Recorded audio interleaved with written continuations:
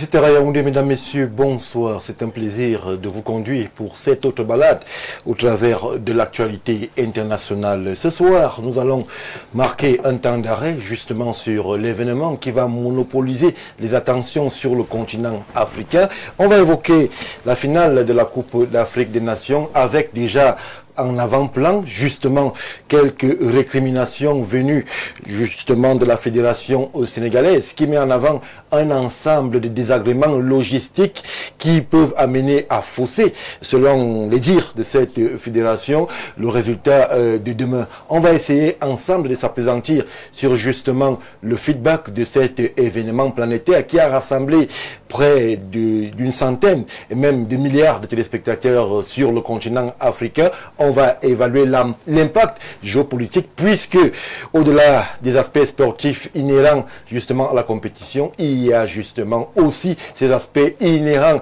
aux aspects géopolitiques, aux aspects de positionnement des pays, aux aspects même de communication à l'international. On va donc évoquer ces aspects liés à la dénonciation, aux dénonciations sénégalaises.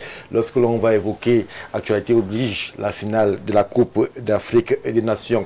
On reviendra aussi du côté là de Washington via Yaoundé sur cette communication qui justement met au banc de l'immigration 74 pays, 75 pays, donc 24 pays africains et malheureusement le Cameroun avec suspendu donc de visa pour une durée indéterminée. Ce sont les termes de la communication diplomatique américaine. On va s'interroger sur les raisons de cette nouvelle sortie de la communication diplomatique américaine. On va s'interroger même de façon globale sur la vision du président Trump pour le continent, puisque sur les 75, je l'ai dit, 24 pays africains sont assujettis à cette suspension de visa. Le Cameroun fait partie du lot, je l'ai dit, malheureusement, mais ensemble, on va voir quels pourraient être les éléments de réponse et même de riposte du Cameroun au-delà des aspects purement diplomatiques qui seront évoqués abondamment en ces lieux. Une fois que je l'ai dit, mesdames, messieurs, je prends un break et je vous reviens tout de suite après pour la présentation de ceux qui vont nous accompagner ce soir. À tout de suite.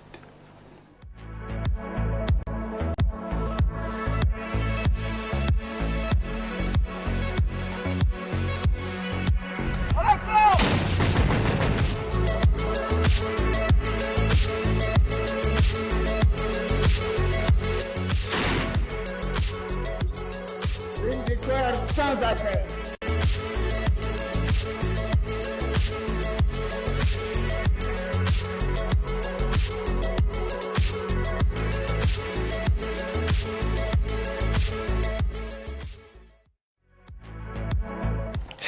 Retour sur le plateau de World Actu, je l'ai dit pour cette balade internationale sur Info TV, ils sont désormais 3 à répondre déjà à l'appel. Je commence par le tout premier à ma droite, Bertrand Mbara. Vous êtes enseignant-chercheur, mais vous êtes très attentif aux questions d'actualité internationale. Bonsoir et bienvenue.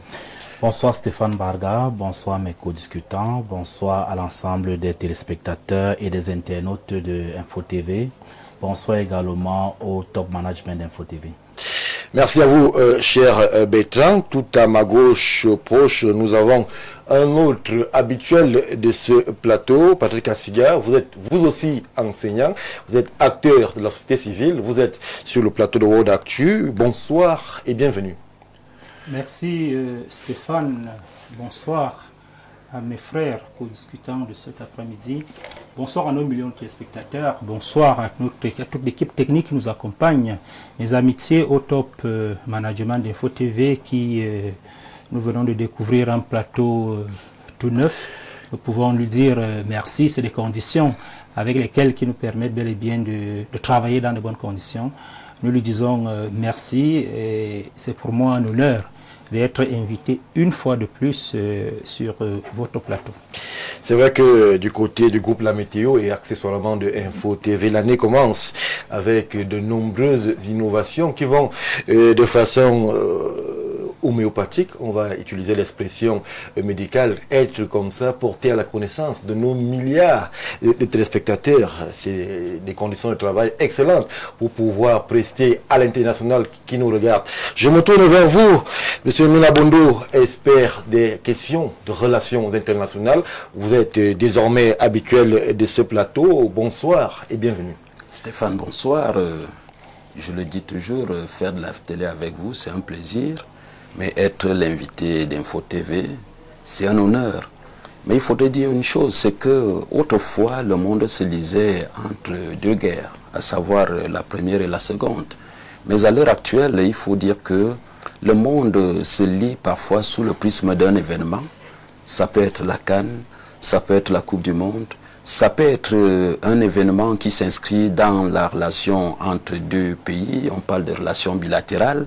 Ça peut être un événement qui est sous les auspices d'une organisation multinationale. Et fort de cela, vous comprenez que la lecture du monde devient non seulement une lecture plurielle, mais aussi une lecture complexe. Et Info TV est situé dans le landerneau de ces télévisions qui ont compris que pour analyser l'actualité internationale, il faut être non seulement à l'écoute, mais aussi avoir l'esprit alerte et lire ces événements en s'inspirant d'une actualité qui participe non seulement à éduquer, mais aussi à éclairer la lanterne des citoyens, tant à l'intérieur qu'à l'international. Et de ce point de vue, il faut tirer un grand coup de chapeau au top management d'Info TV, à vous-même, animateur de cette émission, mais aussi un grand coup de chapeau et surtout une bonne année à ceux qui nous regardent à l'heure actuellement et auprès de qui nous formulons et nous renouvelons nos amitiés pour cette émission d'aujourd'hui, dont nous osons espérer que nous serons fondamentalement à la hauteur. Merci, Emile Abondo. On va justement introduire avec la première thématique qui nous amène du côté de l'actualité centrale sur le continent africain demain. Info TV, nous sommes au cœur de l'actualité.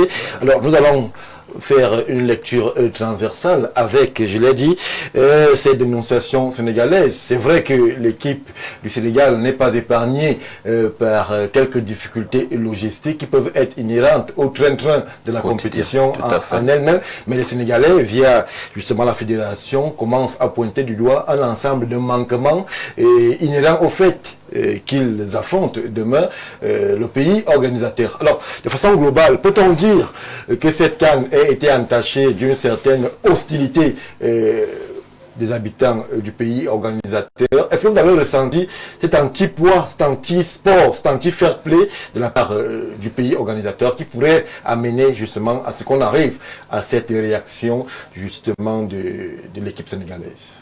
Ben, Stéphane, vous posez là un problème fondamental parce que le sport sur l'échiquier international participe non seulement à bouleverser les équilibres internationaux, mais aussi à permettre à ce qu'on relise l'actualité d'une certaine façon. Vous savez, en matière de sport, on peut participer à former les joueurs, former les entraîneurs, former les encadreurs et les dirigeants du sport, mais c'est difficile de former les populations qui appartiennent au pays d'accueil. Oui. Et fort de cela, vous allez comprendre pourquoi chaque fois qu'il y a un événement, mais surtout un événement d'une trempe de la sportivité du football, ça déchaîne les passions. Et ça déchaîne des passions au point où la passion des populations peut être difficilement contrôlable. Mais il reste que dans un pays aussi moderne que le Maroc, et qui a une administration aussi élevée, disciplinée, mais aussi moderne, lorsque on a la charge d'organiser un événement devenu non seulement international, mais mondial, et qui est regardé de partout dans le monde, il faut briller par une organisation savamment menée, savamment perpétrée, savamment orchestrée, qui participe à ce qu'il n'y ait pas de tâches qui puisse permettre à ceux qui aient des irrégularités au niveau de l'organisation. Mais que n'a-t-on pas vu? Que n'a-t-on pas vu au niveau de l'organisation? À l'instar de ce que vous venez d'évoquer, c'est-à-dire que les récriminations venant du Sénégal, certainement plusieurs autres pays ont peut-être eu la possibilité de les formuler, mais en off. Mais il reste à comprendre qu'à l'heure actuelle, le football, au-delà de ce que vous allez voir, une compétition qui se joue sur le terrain, la compétition se joue aussi bel et bien ailleurs. Et cela participe de ce qu'on appelle dans les relations internationales the balance of power, c'est-à-dire l'équilibre des pouvoirs. Cet équilibre des pouvoirs commence en off. Oui. Vous voyez deux pays qui vont s'affronter au niveau du stade, mais cet affrontement commence en off. Cet affrontement commence dans la communication, dans la diplomatie, mais aussi dans le commerce, la vente, mais surtout les réseaux sociaux.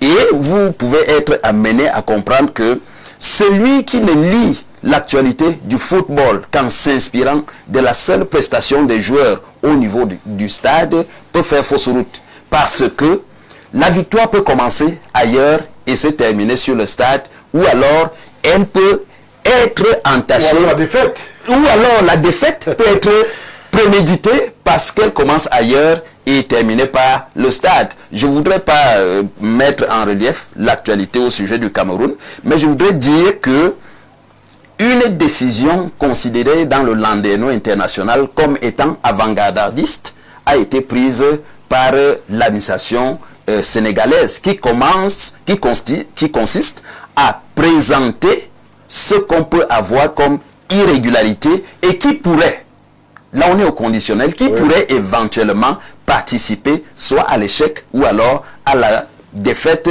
d'une quelconque équipe, parce que dans le cadre du fair play sportif, dans le cadre de l'esprit olympique relayé par Pierre de Coubertin, dans le cadre maintenant de la nomenclature et du vademecum qu'on retrouve dans le milieu sportif et footballistique, il reste que vous qui êtes un pays d'accueil, lorsque vous accueillez une équipe, il faut mettre toutes les commodités, toutes les dispositions, mais aussi tous les moyens pour que cette équipe soit à l'aise et pour qu'on puisse apprécier la prestation de chaque équipe sur le terrain à sa juste valeur. Et c'est la raison pour laquelle la diplomatie sénégalaise se déploie a priori pour dire au monde entier que si jamais il y a une conséquence, soit fâcheuse, désastreuse ou alors moins positive, il y a déjà ceci en prélude. Et cela participe donc à éclairer le Landerneau communicationnel, le Landerneau international, et de montrer que le monde n'est plus fermé, le monde est désormais ouvert,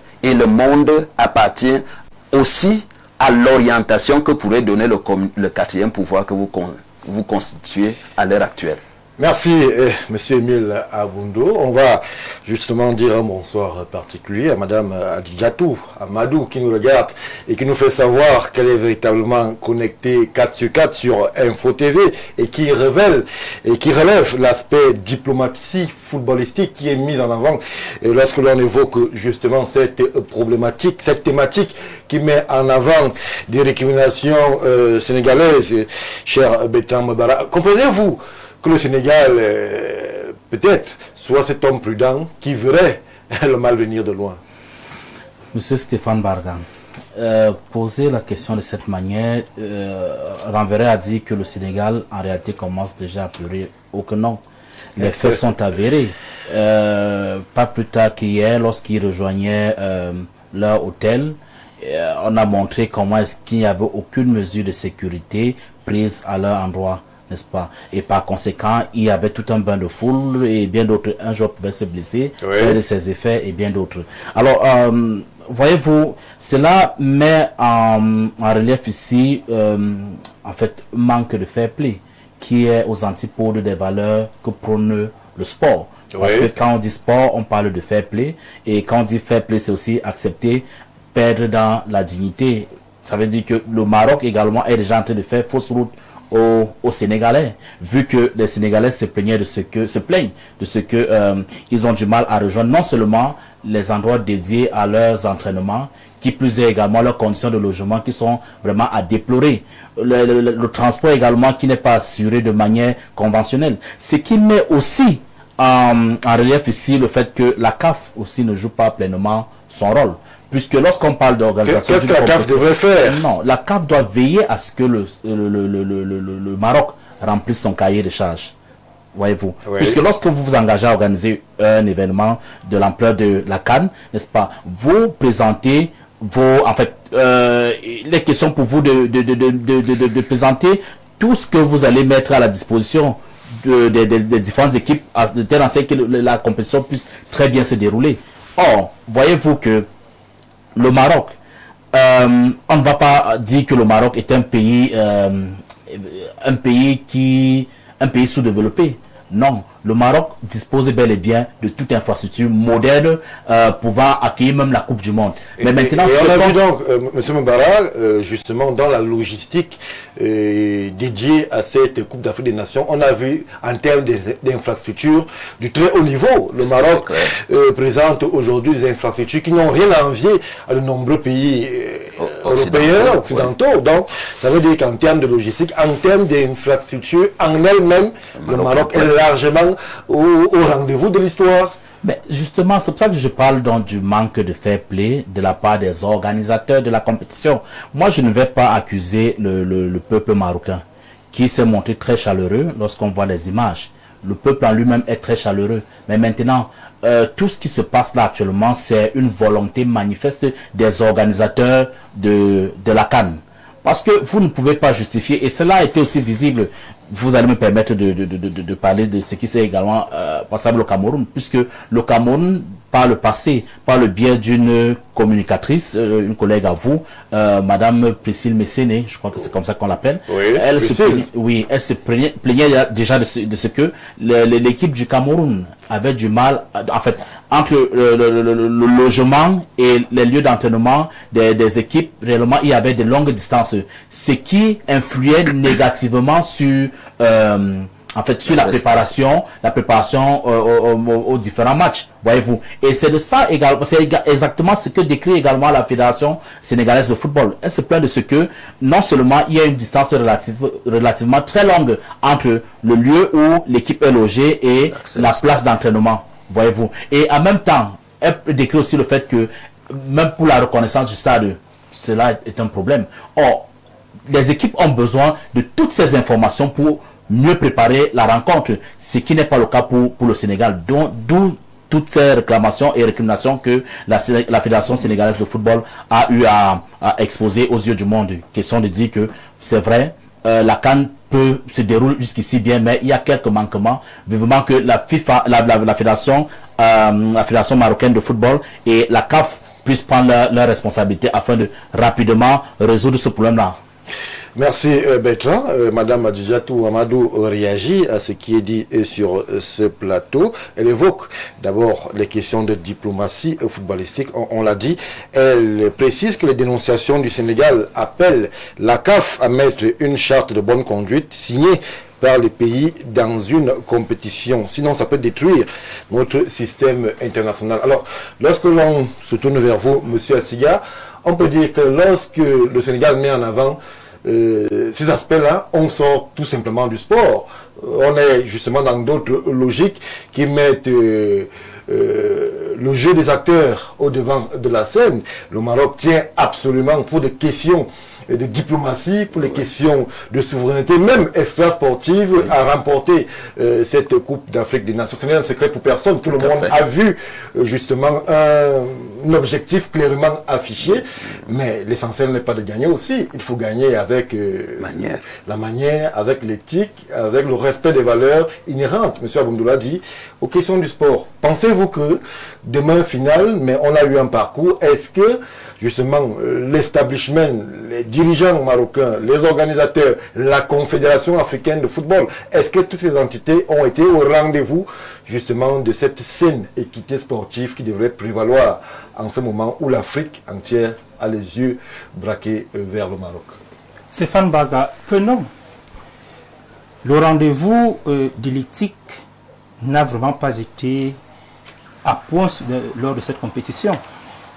Aujourd'hui encore, le président de la CAF prenait la parole pour remercier le Maroc, féliciter le Maroc de la qualité de l'organisation, de l'accueil qui est réservé aux multiples équipes qui sont rendues de ce côté, oubliant, ou bien alors, le faisant de manière volontaire, d'oublier que il y a de cela un jour 24 heures, le Sénégal posait des problèmes. Le Sénégal, qui est finaliste aujourd'hui, a posé plus de 5 cas bien visibles, allant dans le sens contraire de tout ce que le président de la CAF a eu à dire aujourd'hui. Parce qu'il faut le dire, l'organisation d'une compétition comme la Coupe d'Afrique des Nations, c'est la CAF qui en est responsable. Si tout ce qui se passe aujourd'hui au Maroc arrive, il faudrait que la CAF assume pleinement ses responsabilités. Je tiens à rappeler que ce qui se passe au Maroc aujourd'hui, les Lions indomptables ont longtemps souvent vécu cela dans plusieurs autres compétitions. Je prends tout récemment ce qui s'est passé au Cap-Vert lorsque nous allions jouer le match retour contre les Cap-Verdiens.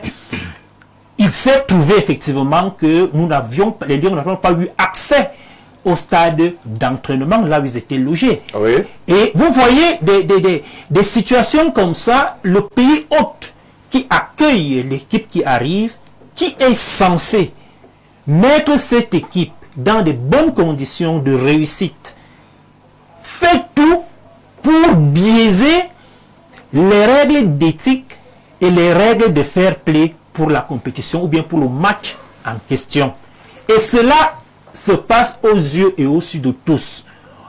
Aucunement, on a vu la CAF prendre des dispositions sanctionnant ainsi l'équipe, le pays qui reçoit et qui s'est comporté de la sorte.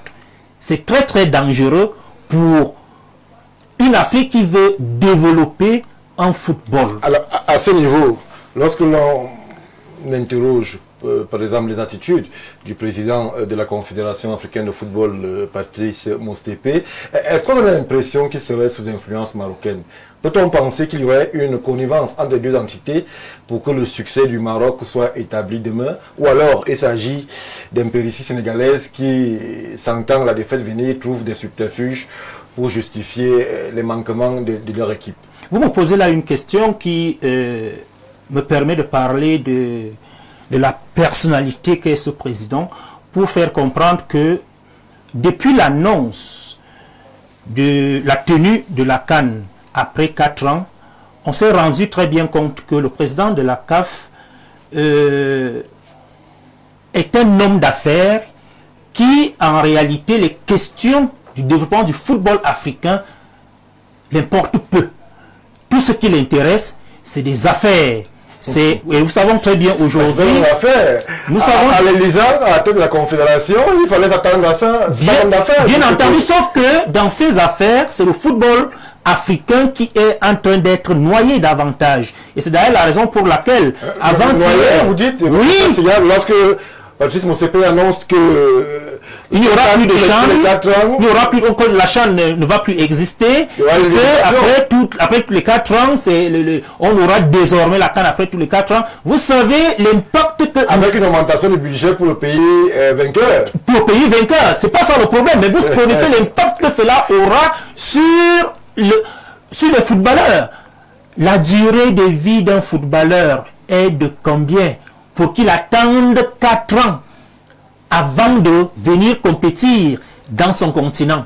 À partir de cette d'ailleurs la raison pour laquelle, lorsqu'il il a tenu avec son comité exécutif cette séance de travail, il y a cela, je pense, 2 jours, il y a eu des sons dissonants des différents présidents des fédérations, parce qu'il faut le dire ici aux uns et aux autres. La CAF n'existe que grâce aux multiples fédérations, aux 54 fédérations de l'Afrique. Alors, si les présidents de ces fédérations ne sont pas d'accord, ça veut premièrement dire que cette décision a été prise à coup-tête par le président de la CAF sans avoir consulté le comité exécutif. Oui. Et c'est d'ailleurs la raison pour laquelle on se retrouve lors de cette tenue du comité exécutif où beaucoup, plus de la moitié, claquaient la porte et n'étaient pas d'accord avec cette décision. Je reviens donc à votre question pour vous faire comprendre que oui, il est bien fort possible pour des intérêts purement business, il est bien fort possible que le président de la CAF soit sous l'influence du Maroc. Ne l'oubliez pas, le Maroc aujourd'hui est en train de travailler son football pour pouvoir atteindre les cimes à l'échelle mondiale. Et d'ailleurs, organisateur, la Coupe du Monde. Oui, à savoir pouvoir organiser. Et le Maroc met les moyens en jeu et les gros moyens pour pouvoir y arriver, à pouvoir organiser cette Coupe du Monde. Et cela doit effectivement passer par des infrastructures que nous louons d'ailleurs tous, la qualité des infrastructures que nous avons vues de ce côté. Mais maintenant, il se trouve qu'il faut gérer le comportement.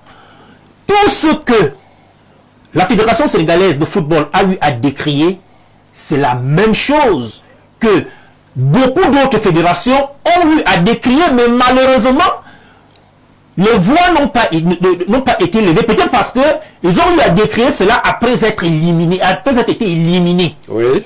Et aujourd'hui, le Sénégal saisit l'occasion de le dire avant que la finale n'ait lieu demain. C'est pour effectivement dire que vous ne pouvez pas inviter les pays à venir compétir sur votre territoire et vous ne leur donnez pas une logistique qui les accompagne. Vous ne leur donnez pas des commodités adéquates pour pouvoir bien s'organiser. Et comme le disait Bertrand tout à l'heure, il y a bel et bien dans la charte de la CAF que les pays hôtes qui organisent des compétitions et qui reçoivent des pays signent en qualité de bonne conduite, oui, pour pouvoir permettre que les équipes qui arrivent soient dans de bonnes conditions. Mais malheureusement, on se rend compte qu'il y a un laisser-aller volontaire de la part de la CAF qui ne sanctionne pas. Souvenez-vous, lorsque nous jouons, le Cameroun jouait contre la Libye, au match aller des éliminatoires de la Coupe du Monde, nous avions vu les supporters libyens adopter des attitudes antisportives avec des lumières à rayons laser qu'ils braquaient sur les joueurs camerounais et les gardiens. C'est des attitudes qu'on peut négliger, mais je vous assure, lorsque tu as fait des compétitions et que tu joues à l'extérieur, cela a une influence énorme.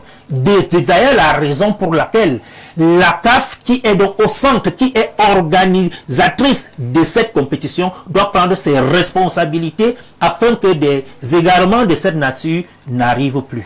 Merci, Monsieur Assiga. Alors, Émile Abondo, il faut que la CAF prenne ses responsabilités, mais la CAF aussi veut promouvoir l'expansion, veut positionner le football sur le continent au même niveau, peut-être, ou alors au même standard que d'autres continents. Mais est-ce que, en allant sur ce terrain-là, M. Moustapé n'est pas quelque peu en train de fouler au sol les valeurs qui ont fait la réputation de la Coupe d'Afrique des Nations, c'est-à-dire ces valeurs de partage, ces valeurs d'amitié entre États africains, qui sont aux antipodes du sport mondial, du sport occidental, qui n'est que business, qui n'est que argent, qui n'est que lutte pour justement la victoire. Mais il faut comprendre une chose, Stéphane, c'est que les faits sont têtus, c'est vous qui le dites souvent en communication, mais lorsque vous regardez, il y a une question qui se pose d'abord, dès l'entame. Est-ce qu'au regard de la prestation de l'équipe marocaine, elle a besoin d'être aidée? Même pas un peu. Alors, mais il reste que dans le domaine du football, aussi vrai qu'il y a de la compétition, il y a ce qu'on appelle l'aspect de l'imprévisibilité. Vous voyez? L'incertitude. Voilà, l'incertitude. Et il faut éviter la surprise.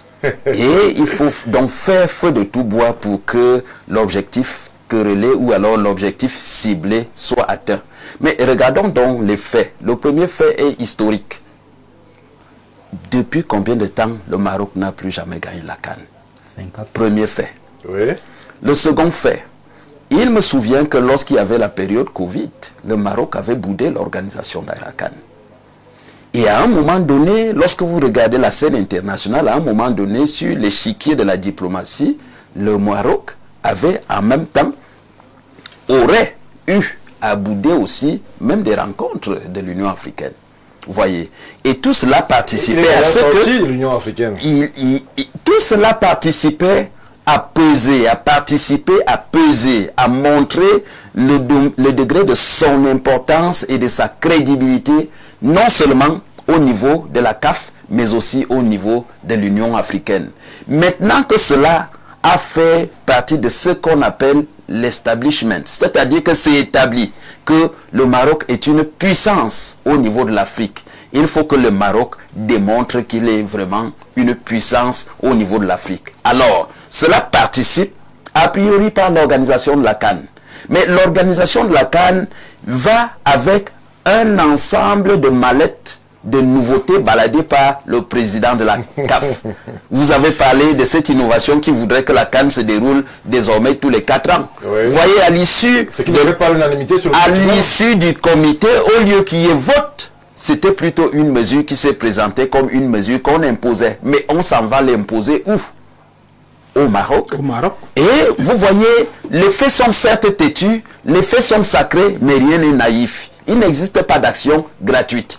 Aussi vrai qu'il n'existe donc pas d'action gratuite, il faut donc se rendre compte que les ambitions des autres pays qui veulent gagner la CAN sur le terrain constituent une menace pour le Maroc qui n'a plus gagné cette CAN depuis, mais qui veut redorer son blason en entrant avec force et en entrant avec un bémol auréolé sur l'échiquier non seulement africain, mais aussi dans le landerneau international. Parce que n'oubliez pas que le Maroc est en train de séduire le monde pour l'organisation de la Coupe du Monde. Oui. Le Maroc fait partie de ces pays africains qui voudraient organiser ou alors faire partie de l'ensemble. Et le Maroc, du point de vue de la nomenclature, du matériel et du dispositif d'accueil, n'y est pas allé du dos de la cuillère. Oui. Il a fort opportunément séduit l'international. Mais maintenant, nous sommes au niveau de la mentalité. Et la mentalité relève de ce qui n'est pas public, mais qui est plutôt subjectif. Alors, c'est ça qui fait donc problème au niveau de la scène internationale. On se dit, sur le plan objectif, le Maroc est éligible sur la scène internationale à pouvoir organiser une scène internationale comme la Coupe du Monde. L'organisation même de la CAN, elle est querellée seulement sur le plan subjectif. Il reste donc cet aspect, l'aspect administratif, l'aspect mental à cultiver au niveau du Maroc pour demander si le Maroc est réellement prêt. Mais il reste donc que si le Maroc offre une figure mièvre sur la scène internationale, il reste à penser qu'il y a encore beaucoup à faire, non seulement sur le peuple marocain, mais aussi sur ce peuple qui voudrait avoir une âme sportive ou alors un leadership dans le domaine sportif, mais qui remet en cause un certain nombre d'aspects organisationnels, mais aussi un certain nombre d'aspects qui seraient de l'ordre administratif, mais qui participent à ce que son attitude soit querellée, que ce soit sur la sphère nationale, mais aussi sur la sphère internationale. Mais à ce niveau, vous pouvez donc comprendre pourquoi, sur l'échiquier international, certaines fédérations peuvent peser à ce que le Maroc n'organise pas la Coupe du Monde à cause de ce genre d'attitude. Alors, pourquoi le ferait-on? Pourquoi le Maroc prendrait une telle orientation? Il faudrait donc que les uns et les autres comprennent que on peut bel et bien afficher des dispositifs sur le plan organisationnel, sur le plan du mental, mais il reste qu'il y a le mental à soigner. Et ce mental nous amène à comprendre que il faut être fair-play, mais aussi le niveau auquel le Maroc est arrivé et à féliciter. Oui. Parce que quand on regarde la prestation de l'équipe sur le terrain, on se rend compte qu'elle n'a pas besoin de tous ces détails. Mais on comprend aussi la peur qui habite le royaume chérifien à perdre cette canne qui est entre leurs mains. Et cela me rappelle une expression qu'on utilisait chaque fois qu'on lisait lecture expression vivante. Une femme qui est allée à la pêche dans notre grande rivière qu'on appelle la Sanaga.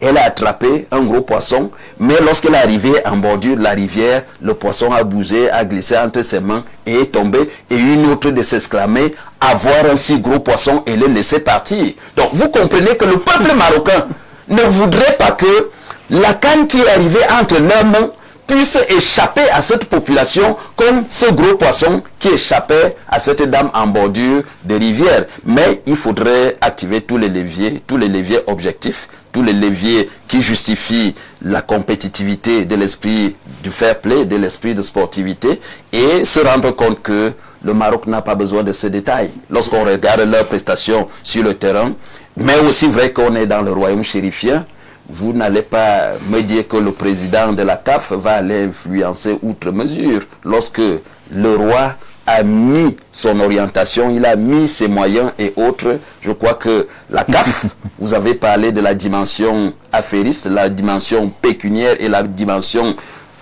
diplomatique de la CAF, avec certainement, vous l'avez dit, un homme d'affaires à sa tête. Vous pouvez comprendre que les pays n'ont pas d'amis, n'ont que des intérêts. Là, le sport aussi a des enjeux qui vont au-delà de la sportivité et qui entrent dans le domaine économique et qui ouvrent une porte dans le domaine international. Contentons-nous de cela et que l'histoire nous en dise plus. L'histoire va s'écrire demain, Monsieur Mbara, avec justement cette finale qui s'annonce d'ores et déjà épique entre les Lions de l'Atlas marocain et les Lions de la Teranga sénégalais.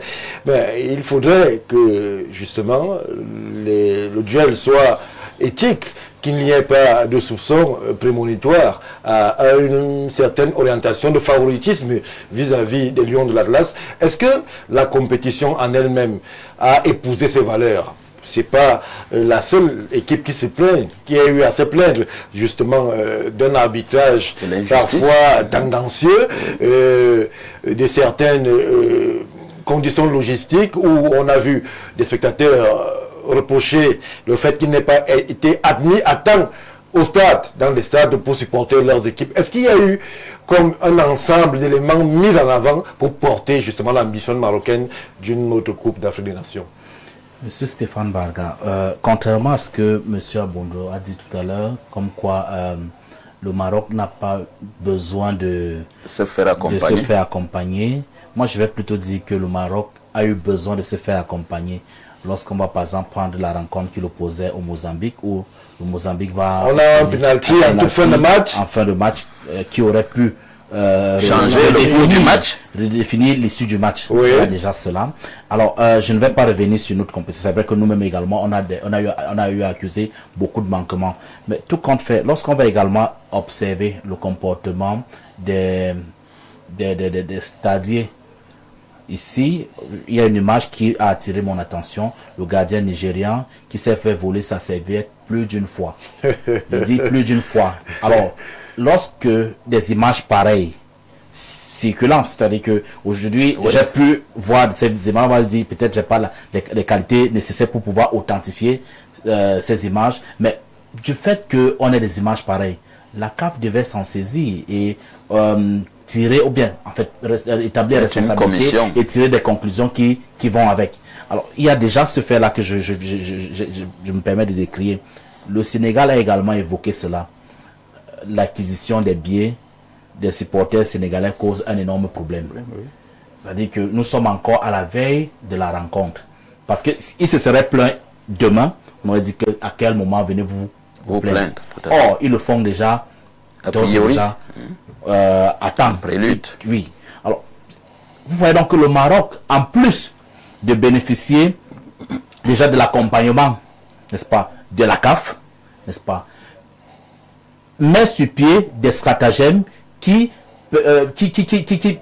poussent à ce que les équipes adversaires soient déstabilisées, n'est-ce pas. Alors, imaginez-vous que ils ont déjà... C'est un construit ou bien c'est des éléments isolés, des actes isolés de supporters? Non, c'est un construit, monsieur Stéphane Barga. Puisque en fait, c'est une forme d'engrenage. Vous ne pouvez pas isoler un élément, croire que cela... Non, en fait, tout cela a été pensé, n'est-ce pas? Puisque ce sont des stadiers. Les stadiers ont des consignes bien claires. C'est-à-dire qu'on vous dit, voilà comment est-ce que vous devez vous conduire au stade. Mais si déjà, ils arrivent à voler les serviettes d'un gardien adverse, ça veut dire que cela, ils ont reçu cela avec la serviette pour un gardien. Bon, non, c'est très important, puisque je ne maîtrise peut-être rien du football, mais je sais quand même que ils ont parfois besoin de la serviette pour essuyer le gant. Oui, parce que ils ont parfois des adhésifs qui les y versent et de temps à autre ils s'en débarrassent et ils ont donc besoin de leur serviette. Plusieurs fois le gardien nigérian est allé chercher une serviette auprès de son banc. Je vous assure, Stéphane Barga. Alors, mettons donc cet élément de côté et revenons donc maintenant à la Fédération marocaine de football et la CAF, parce que Stéphane Barga, moi j'ai comme l'impression que la CAF a organisé cet événement pour gratifier le Maroc de sa de son éternelle assistance, puisque tous ces derniers temps-ci, on a remarqué que lorsqu'il se posait un problème au sein de la CAF concernant l'organisation d'un match, compétition, le Maroc répondait toujours présent. Et actuellement, on a évoqué par exemple le fait que la périodicité de la CAN en train de passer de 2 à 4 ans. Alors, ce qui fait en sorte que les potentiels pays organisateurs qui devaient se présenter sont en train d'hésiter. Alors, le Maroc est prêt à encore organiser en 2027. C'est-à-dire que le Maroc est prêt à organiser en 2027. Alors, comment ne voulez-vous pas donc que la CAF se montre complice d'un certain nombre d'exactions que voilà, complice, c'est comme non, je dis bien complice, parce que on a vu une image également, monsieur Assigala a évoqué tout à l'heure, le président de la Fédération camerounaise de football a été sanctionné tout récemment pour un comportement excessif qui faisait, en fait, qui selon eux n'était pas digne, n'est-ce pas, de fair play, n'est-ce pas, puisque le fair play veut qu'on accepte la défaite qu'on accepte la défaite. Alors, on a vu le président de la Fédération marocaine agir presque de la même manière que celui de la Fédération camerounaise de football. Mais jusqu'ici, aucune enquête n'a été ouverte et jusqu'ici, les yeux sont rivés. On attend voir aussi comment est-ce qu'il sera aussi traité, ce cas sera traité. Oui. Donc, alors, voyez-vous, c'est pour ça que je dis, la CAF est complice, parce que complaisante, c'est comme si on avait peur des mots. La CAF est complice de tout ce qui se passe, puisqu'elle cautionne.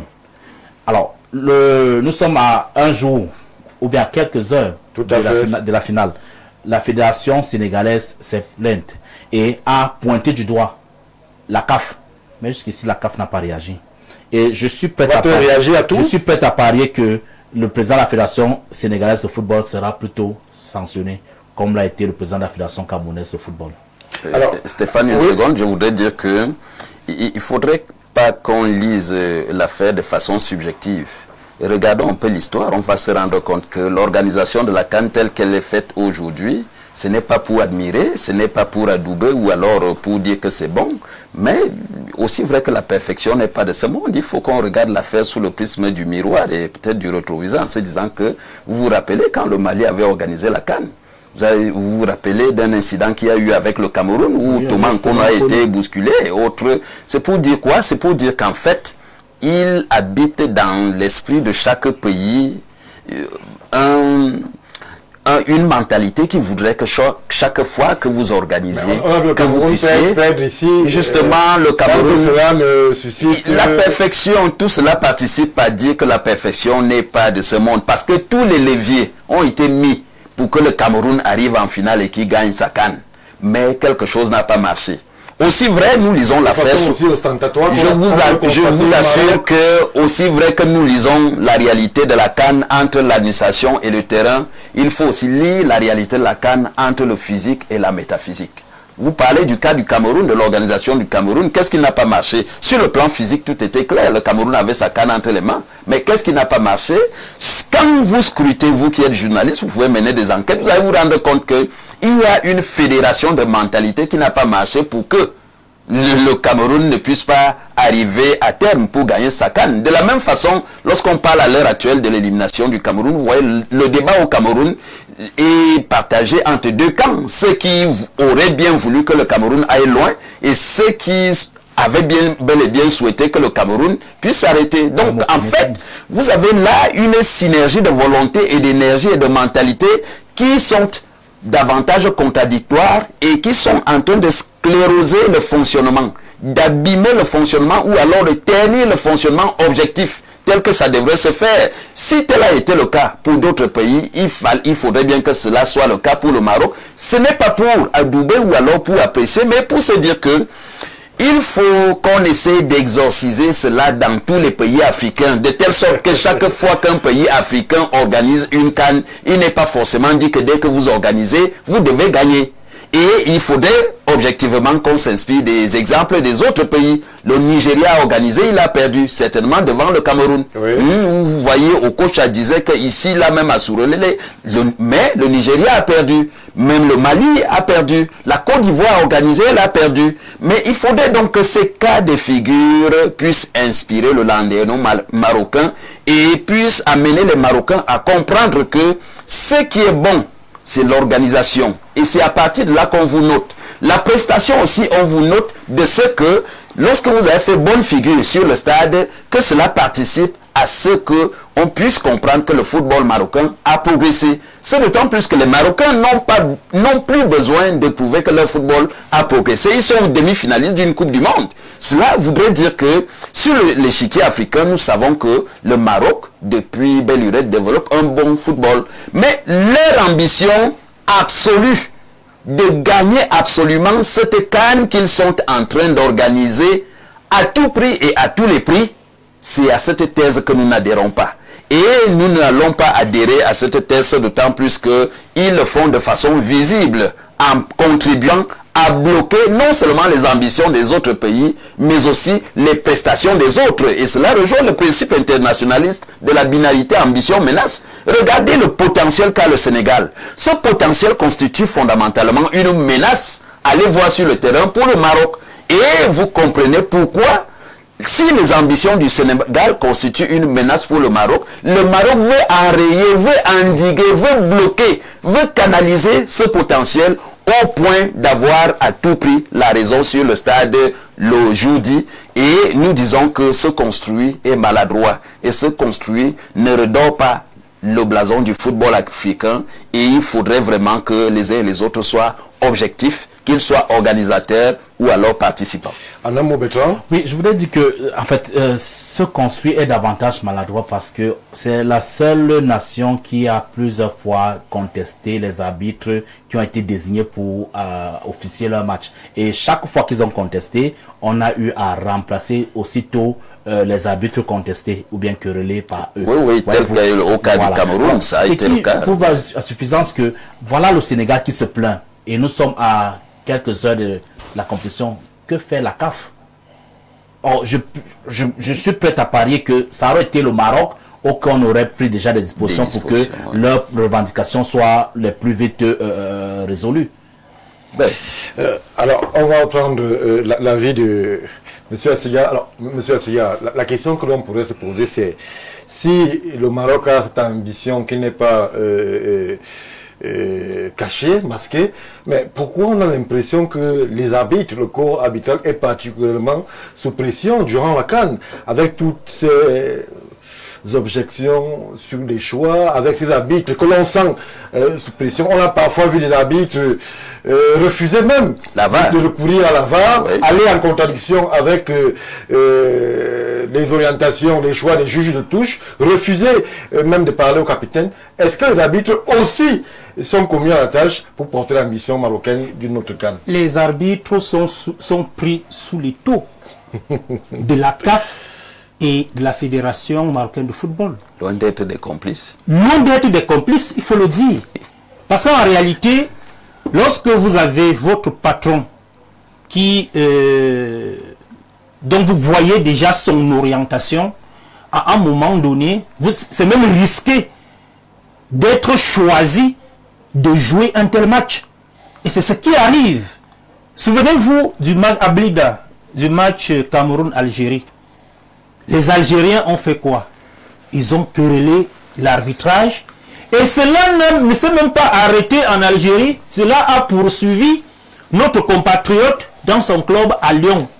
Toko Ekambi a subi les affres des Algériens à Lyon, tout simplement parce qu'il a eu le génie personnel. Oui, ça dit, je veux dire, le malheur de marquer ce but qui a mis les Algériens hors jeu. Ou alors aussi. Il s'est retrouvé à Lyon en train d'être hué, en train d'être rabaissé et tout ce qui va avec. Ça, c'est l'expérience vraiment fatidique que notre compatriote Ekambi a eu à subir. Mais on a vu une CAF qui est restée de marbre, sans rien faire, pour expliquer, pour attirer l'attention de la Fédération algérienne de football sur le comportement des supporters. Oui. Parce que c'est de ça qu'il est question. Et remarquez très bien, vous allez m'excuser, de faire remarquer ici que ces attitudes, on ne les vit au quotidien que, et dans une proportion élargie que dans les pays du Maghreb. Oui. Ils ont fallu que ces supporters ont la nette impression qu'ils sont au-dessus des pays d'Afrique subsaharienne et que du coup, on n'a pas intérêt à aller gagner sous leur territoire. Et c'est ce que nous vivons également aujourd'hui au Maroc, où les Marocains estiment que on ne peut pas. Remarquez très bien, vous aurez l'impression que pour le cas du Cameroun, les Camerounais n'avaient pas de supporters. Que c'est faux. Les Camerounais avaient des supporters au Maroc. Mais je vais vous faire comprendre que tout se passait lors de l'achat des billets. Nous venons 4, comme nous sommes 4 sur le plateau, pour aller nous asseoir à un même endroit. C'est lors de l'achat des billets qu'on nous dispatche. On nous sépare. Pour diluer davantage les points que nous pouvons apporter à nos joueurs. Tout ça, c'est fait à dessein. Et c'est pourquoi je suis d'accord avec Bertrand quand il dit que c'est du construit. Je dis dans toute étape de cette compétition, tout a été arrangé, surtout avec les adversaires du Maroc. Parce que remarquez très bien, est-ce qu'en dehors des matchs joués par le Maroc, il y a eu d'autres incidents ou bien des remous de cet acabit avec ce qui est en train de se passer pour surtout les matchs joués contre le Maroc? Non! Parce qu'effectivement, les autres matchs ne les intéressaient pas. Tout ce qui les intéressait, c'était les matchs que le Maroc devait jouer. Et comme le disait M. Aboro tout à l'heure, bien évidemment, ce sont eux qui sont à la tête de l'organisation de la Coupe du Monde. Les comportements de cette nature n'obligent vraiment pas un pays africain à organiser, surtout le Maroc, à organiser une Coupe du Monde saine. Où effectivement nous allons pu revivre les pays du monde entier ne viendront pas revivre ce que les pays africains, les pays subsahariens vivent actuellement au Maroc. Oui. Donc le véritable problème est là. Au-delà des enjeux, je peux dire, affairistes du président de la CAF, il se trouve que l'enjeu même du football africain qui consiste à faire monter le football, à élever davantage le football africain, à mettre le football africain au niveau au moins acceptable, cet enjeu est bafoué. Et nous allons toujours pleurer le feu d'autres compatriotes, le feu Issa Hayatou. Oui. Parce que le travail que ce dernier a eu à abattre au nom de l'Afrique du côté de la CAF, jusqu'aujourd'hui, nous ne trouverons plus jamais un autre. Son travail est en train d'être bien entendu. Son prédécesseur. Bien entendu. C'est ce que nous sommes en train de vivre. Et on est en train de le pleurer aujourd'hui. On est en train de le pleurer aujourd'hui. C'est inadmissible. Et remarquez, je reviens encore par rapport au président de la FECAFOOT. Regardez avec quelle adversité on est en train de vouloir réduire le président de la FECAFOOT à la CAF dans le cadre du comité exécutif. Et c'est ça qui me fait rappeler que avant même son dossier avait d'abord été rejeté par les mêmes gens. Donc du coup, c'est pour avoir longtemps insisté, pour avoir fait des recours qui s'est retrouvé là. Donc il est l'homme à abattre. Bon, ça c'est vous qui il est l'homme à abattre, oui, je le dis, il est l'homme à abattre. Et c'est d'ailleurs la raison pour laquelle on en veut à ces derniers. Parce que, bien évidemment, le regard, l'objectif qu'a le président de la FECAFOOT par rapport au football, c'est aujourd'hui que j'apprends qu'il faut contrôler ses émotions quand on est au stade. C'est aujourd'hui que nous l'apprenons. Donc, à partir de cet instant, on peut donc voir aujourd'hui la Fédération sénégalaise de football qui pose les mêmes problèmes. Et il ne faudrait pas donc qu'on soit surpris que le président de la Fédération sénégalaise de football soit également jugé d'avoir eu des comportements anti-footballistiques, anti je ne sais quoi d'autre. faut tout simplement comprendre que l'équipe marocaine est une équipe, aujourd'hui, footballistiquement parlant, à la tête de l'Afrique, sur le toit de l'Afrique. Cela ne souffre de rien. L'équipe marocaine n'a pas besoin, c'est une équipe qui a bénéficié, qui a bien préparé cette CAN, contrairement aux autres équipes, pour avoir joué le championnat asiatique qui leur a permis de bien huiler leur système de jeu et tout le reste. C'est une équipe qui est mûrement préparée. À partir de là, on ne peut pas comprendre donc qu'ils aient besoin de coups de pouce pour pouvoir réussir. La Côte d'Ivoire a eu à gagner sa CAN dernièrement. On n'a pas eu ces éclats de voix. On n'a pas suivi tout ce qu'on est en train de suivre là. On a vu une Côte d'Ivoire qui a failli, qui est allée au second tour au forceps parce que la Côte d'Ivoire était presque éliminée au premier tour. Mais la Côte d'Ivoire est revenue et a gagné proprement sa CAN à domicile. Il faudrait qu'on laisse ces jeunes Marocains jouer leur football qu'ils savent jouer et s'ils arrivaient à gagner, qu'ils gagnent proprement. Merci. Oui, une seconde juste on va sortir pour essayer de tirer une leçon et en se posant une question simple en dehors de l'analyse qui est presque comme un contrôle orienté de Patrick Assiga. Mais je voudrais lire la chose sous un autre angle en me posant la question que toute activité sociale telle que le football a des règles, a des lois. Vous voyez. Mais maintenant, à regarder la manifestation et le déroulement de la CAN, est-ce qu'on n'a pas l'impression que la logique, c'est le droit du plus fort? Et le droit du plus fort, c'est fondamentalement à ce niveau, non seulement la plus grande nation, mais aussi la nation d'accueil. Parce qu'à ce niveau, nous sommes en train de vivre ce qu'on appellerait en relation internationale le principe de l'extraterritorialité. Donc, aussi vrai que le Maroc est chez lui, le Maroc vous applique la logique de chez lui, c'est-à-dire la logique de la propriété du territoire.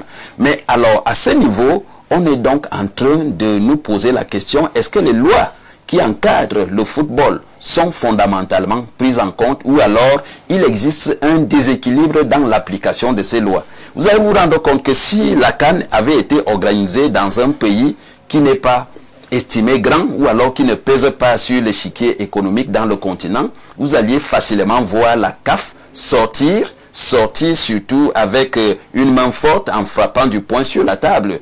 Et maintenant que nous sommes dans une nation sur l'échiquier africain, c'est une grande nation tant sur le plan politique, économique et diplomatique, vous comprenez que la CAF, c'est une impression, est presque étouffée. Elle est presque étouffée et elle subit les apes de l'orientation donnée par le gouvernement marocain au point de donner raison au Maroc, quand bien même on pourrait donner tort au Maroc. Et c'est cela qui entache, qui fait de cette organisation que ce soit une organisation au-delà de sa simplicité, au-delà du blason que cela a redoré, que ce soit une orientation à demi-teinte et qui soit entachée de beaucoup d'irrégularités. Mais maintenant, que disons-nous? Retenons une chose, c'est que chaque fois qu'on décide de faire quelque chose, il faut chercher à bien le faire. Et le Maroc participerait à bien organiser cette CAN, à permettre à ce que les équipes se déploient objectivement et naturellement sur le terrain. Et de ce point de vue, le Maroc sortira grandi. Mais si tel n'est pas le cas, nous retiendrons toujours que cette CAN a été à l'arraché. Et si jamais c'est le Maroc qui en sort gagnant, on va dire que le Maroc a tout fait pour gagner sa CAN. Cela ne permet pas à ce que la CAF soit crédible sur l'échiquier international. Merci Émile Abondo pour cette excellente conclusion. Nous, on va souhaiter bonne chance aux Lions, qu'ils soient de l'Atlas ou alors de la Teranga. On va dire, on va souhaiter bonne chance et on va rester attentif au déroulé qui va interpeller l'Afrique entière demain avec cet événement sportif de premier plan. On prend la transition et on revient tout de suite après pour évoquer les États-Unis avec cette kyrielle des pays suspendus. A tout de suite.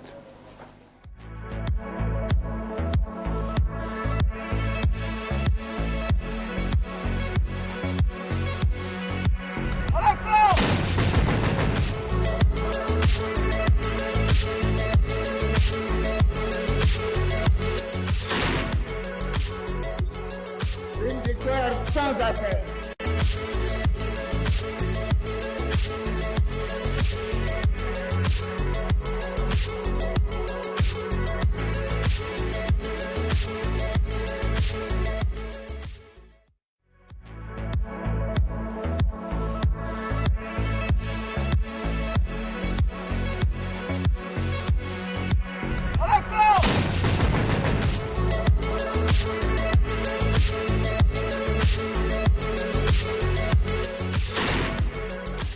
Retour sur le plateau de World Actu. On va donc du côté du pays de l'oncle Sam avec, je l'ai dit, cette crielle de pays suspendus, interdit de visa d'immigration pour une durée indéfinie. C'est ainsi que la communication américaine et diplomatique s'est exprimée, malgré les quelques grincements de dents qu'il y aurait. Elle tient ferme sur cette décision. On va tout d'abord revenir avec vous, cher Bertrand Bara. Alors, vous êtes surpris par le fait que le Cameroun soit de la liste, on ne va pas dire de la short list, de la liste des 24 pays africains qui sont sous le coup de cette sanction.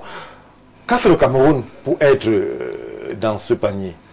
Monsieur Stéphane Barga, avant d'abord de parler du Cameroun, il faut d'abord essayer de comprendre le personnage Trump.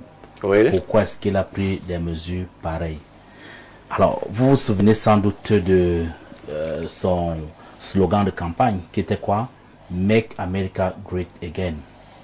Alors, cela s'inscrit exactement dans le courant de pensée réaliste des relations internationales. Tout à fait. Et lorsqu'on veut donc évoquer le réalisme, il y a 4 principes fondamentaux, n'est-ce pas, qui sont notamment la puissance, n'est-ce pas? Et lorsqu'on veut évoquer la puissance ici, on voit exactement le contrôle de son espace maritime, aérien et territorial. Je vais faire fi des autres facteurs, à savoir par exemple la compétition, puisque chaque fois, à un certain moment, on a eu comme l'impression que la Chine était déjà en train de damer le pion aux États-Unis sur un certain nombre d'aspects. Mais Trump est venu dire stop, le véritable hégémon sur la scène internationale, ce sont les États-Unis. Alors, pour revenir donc maintenant au niveau du contrôle, n'est-ce pas, donc le contrôle de son espace aérien, maritime et terrestre ici. Alors, pour plein d'Américains, il est clair que si les États-Unis font face à un certain nombre de problèmes, tels que la criminalité, tels que la pauvreté de manière globale, n'est-ce pas? Cela est le fait qu'il y ait trop d'étrangers et qui plus est des étrangers qui sont en situation d'irrégularité sur leur territoire. Et outre la présence des étrangers, on a également le fait qu'il est reproché au précédent gouvernement une sorte de laxisme. C'est-à-dire qu'ils ont permis à ce ils n'ont pas filtré le type de personnes qui entraient dans le territoire américain.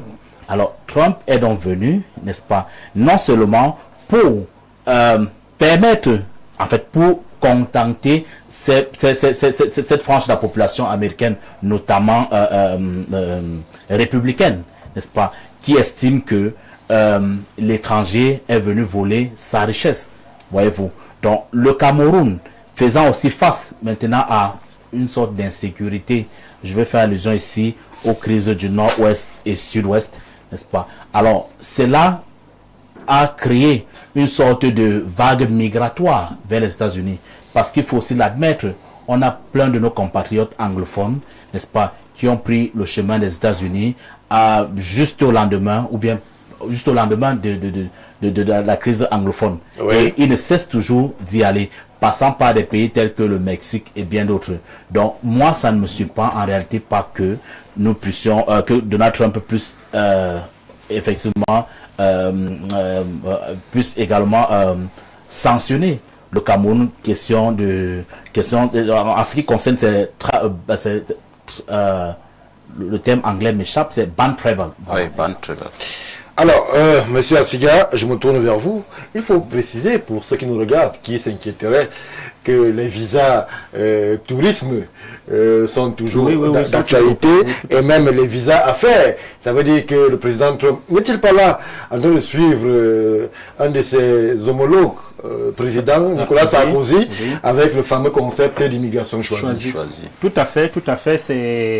Cela s'inscrit dans cette logique du président Sarkozy qui avait bel et bien, lors de son accession à la magistrature suprême en France, voulu bien limiter, filtrer les immigrations de ce côté et faire en sorte que ne peut être immigrant de celui-là que celui-là qui apporte quelque chose, qui apporte en plus-value à son pays. Ouais. Et nous nous retrouvons à ce niveau. C'est vrai, il y a des jérémiades qu'on peut bien pousser côté Afrique, et particulièrement au Cameroun, mais moi, en son temps, j'avais trouvé cela bien logique de penser que on ne va pas en aventure dans un pays pour espérer trouver on va pas en aventure alors que des pays comme le Canada sont devenus les quartiers de Yaoundé. Maintenant, le problème de Trump aujourd'hui va au-delà de l'immigration choisie.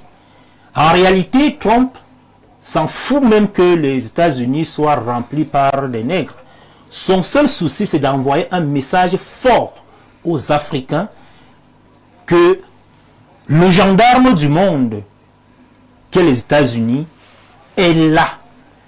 Et que la surveillance territoriale mondiale des États-Unis doit être d'appoint.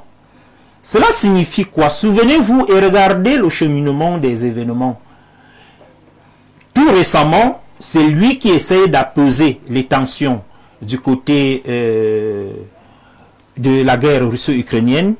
C'est lui en même temps qui saisit le président vénézuélien.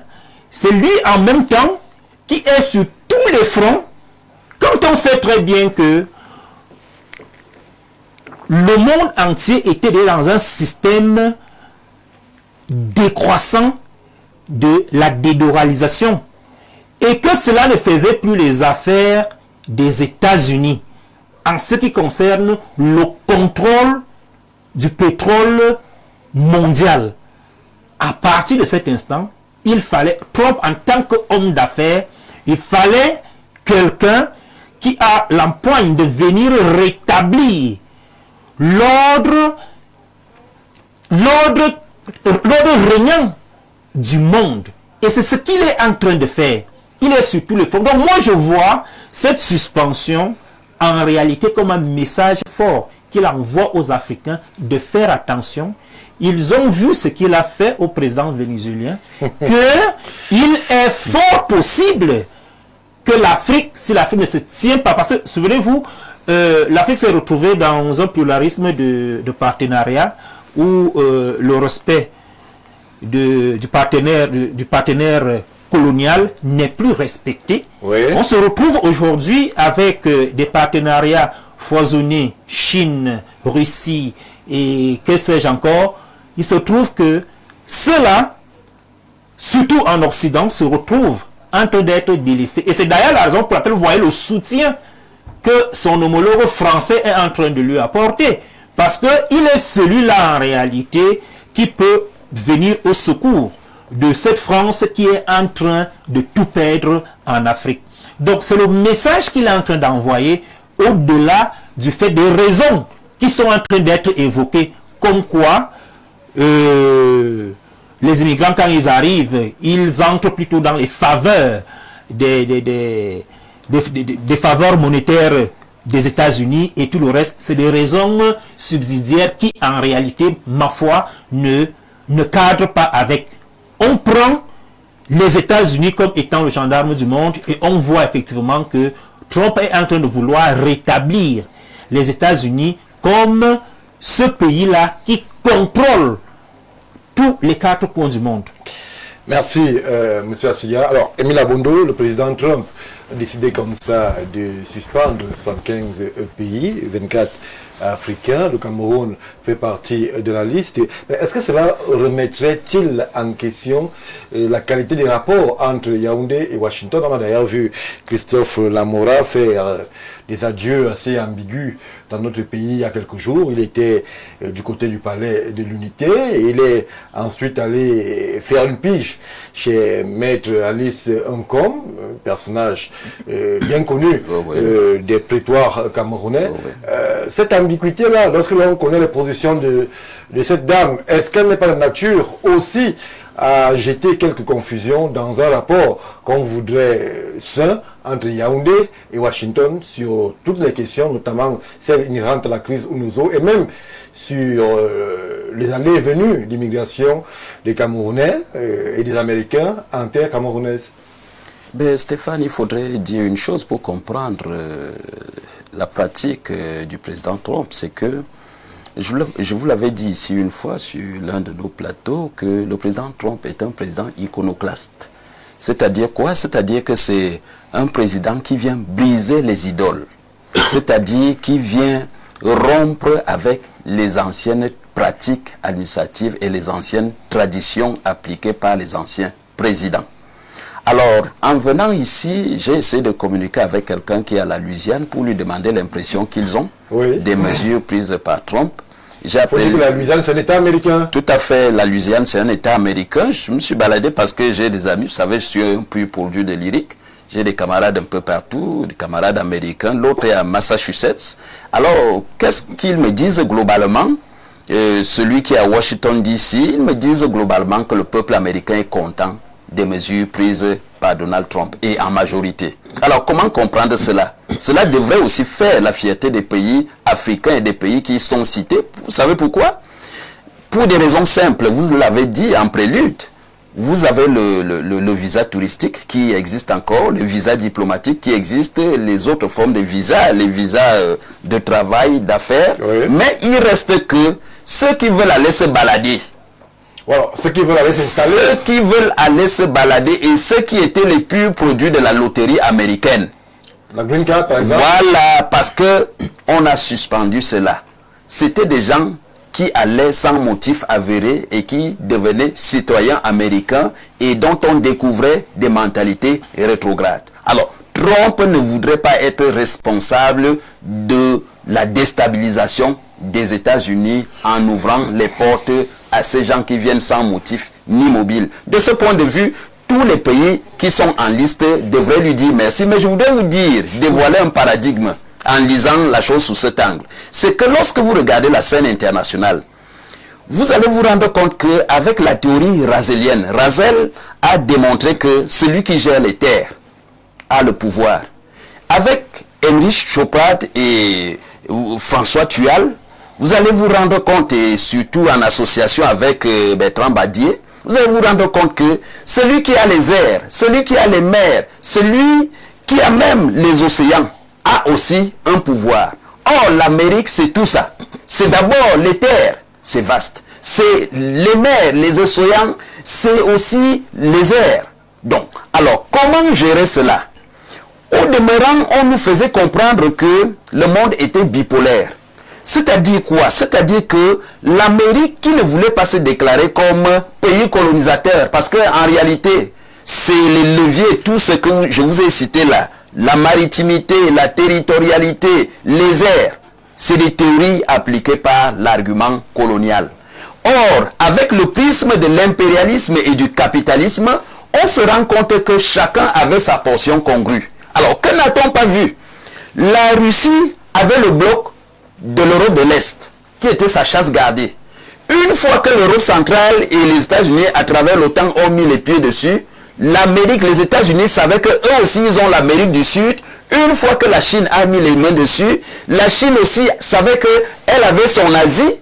Une fois que l'Europe et les États-Unis ont mis la main dessus, le monde devient non plus bipolaire, mais multipolaire, et ça occasionne des petits conflits. Et ces conflits qui sont en même temps larvés, ouverts, opérationnels, et qui vous permettent de les comprendre à travers la criminalité ou alors à travers l'idéologie de la chrysogénéité, et vous allez vous rendre compte que autant il y a des crises, autant il y a des petites guerres, c'est un jeu d'intérêt, tout simplement parce que les uns et les autres ont empiété sur les territoires des autres.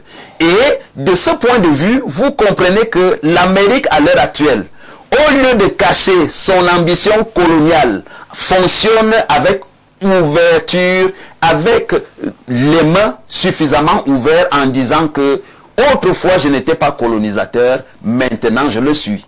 Et même chose pour la Russie. La Russie qui s'est vue ses intérêts attaqués en Europe de l'Est dit aussi que moi aussi, je n'étais pas colonisateur, mais maintenant je vais m'attaquer aux intérêts des autres, par exemple en Afrique, ainsi de suite, un peu partout dans le monde. Donc vous voyez donc ce jeu, ce dynamisme sur la scène internationale qui nous amène à comprendre que les États-Unis voudraient s'illustrer comme non seulement étant un pays pionnier, mais aussi un pays qui va rentrer sur la scène internationale, non pas avec des gants de velours, mais surtout avec des gants de fer. Et il faudrait faire peur. Donc, la théorie de l'influence dans l'approche internationale, c'est donc cette théorie que pratique Donald Trump, surtout avec le prisme du capitalisme triomphant. Parce qu'il s'agit maintenant d'un jeu d'intérêt. Il n'est plus question d'être l'ami de n'importe qui, mais plutôt d'être l'ami de celui qui peut vous apporter quelque chose et vous permettre de grandir tant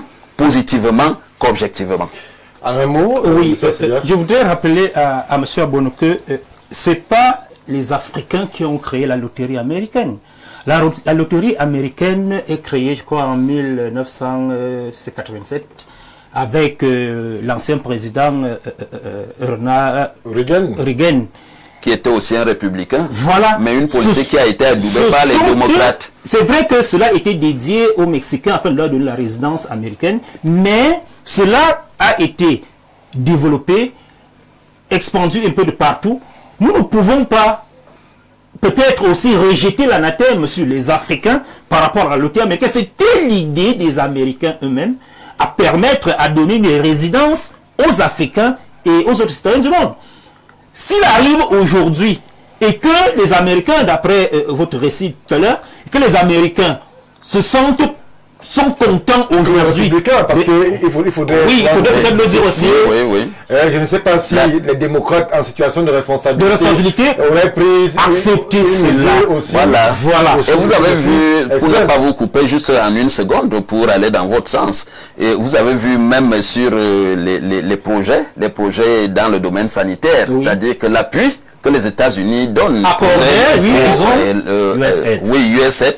Et ce que vous avez cité, la loterie américaine, c'était des projets qui étaient soutenus par l'État américain dans l'optique de jouer la théorie du sionisme, c'est-à-dire l'État sauveur. Merci. Mais il reste que, Stéphane, pour comprendre juste en une seconde, c'est que M. Assedia s'exprime aussi. Non, il va s'exprimer, si nous sommes dans l'international, c'est la courtoisie. Donc, l'objectif de Donald Trump à l'heure actuelle, pour le comprendre, il faut comprendre bien le personnage. Il dit qu'il y a dilution des capitaux américains pour des causes inavouées. Et pour mieux contrôler, il faut d'abord rompre. Et c'est à ce niveau que même les démocrates s'interrogent de ce qu'ils faisaient fuir des capitaux sans pouvoir suivre la justification de leur orientation. C'est pourquoi j'ai dit que ce sont des raisons fallacieuses qui en réalité ne tiennent pas la route. Quand on sait très bien que ces citoyens du monde qui viennent s'installer bel et bien aux États-Unis apportent un plus, que ça soit côté économique, que ça soit côté... Ils ne sont pas seulement que des budgétivores qui consomment le budget de leurs États et tout le reste. Non, il dit les raisons sont ailleurs.